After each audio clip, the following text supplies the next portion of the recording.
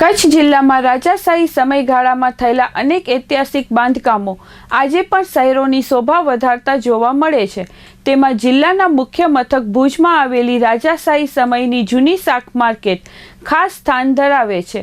વર્ષ 1870માં નિર્માણ પામેલી આ શાક માર્કેટ આજે પણ ભુજ શહેરની ઓળખ બની રહી છે।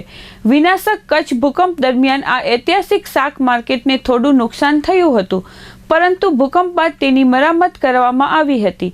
હાલ આ શાક માર્કેટ ઐતિહાસિક ધરોહર તરીકે ઊભી છે, પરંતુ તેનો પૂરતો ઉપયોગ થતો નથી તેવું ચિત્ર સામે આવ્યું છે।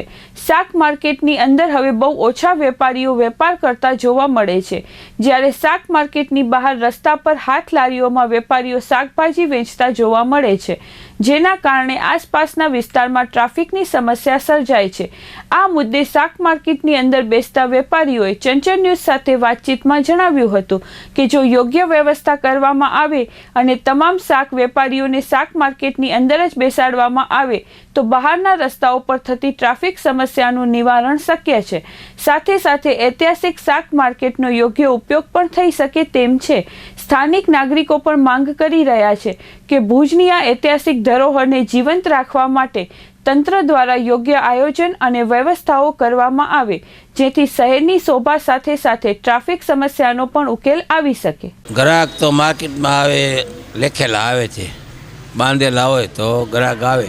મુશ્કેલી તો કાંઈ નથી માર્કેટમાં, બરોબર છે, પણ ગ્રાહક નથી। મેન મુશ્કેલી છે ગ્રાહકની।